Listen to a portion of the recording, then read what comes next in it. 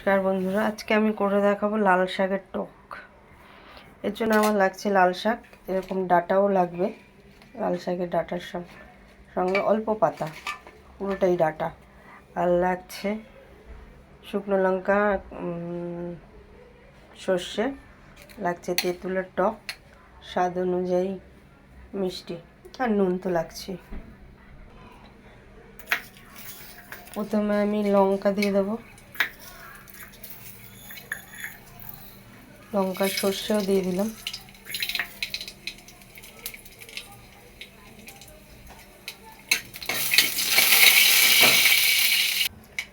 লঙ্কা সর্ষেটা এরকম ভাজা হবে, তারপরে দিয়ে দেবো লাল শাকের ডাঁটাগুলো।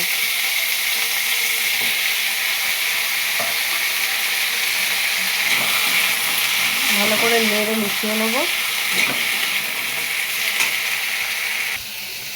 শাকগুলো এরকম হয়ে যাবে একটু কড়ায় নাড়ার পরেই, কিছুক্ষণ 2-1 সেকেন্ডের মধ্যে। এর মধ্যে আমি দিয়ে দেবো একটু গরম জল, অল্প করে একটু গরম জল দেবো। এটা একটু ফুটতে সময় দেবো, বেশিক্ষণ টাইম লাগে না, খুব অল্প সময় এটা হয়ে যায়।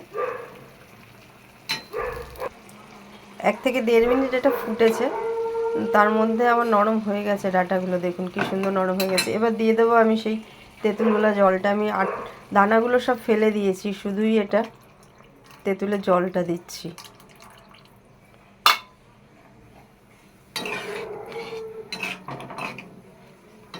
যারা টক খেতে পছন্দ করো তাদের কাছে এটা খুব একটা লোভনীয় জিনিস, আর টক খেতে তো মেয়েরা ভালোই বাসে।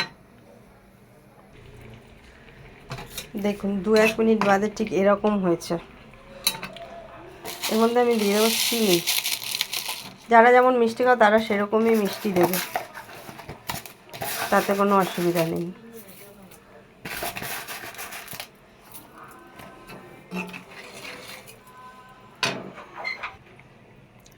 ব্যাস রেডি আমার লাল শাকের টক।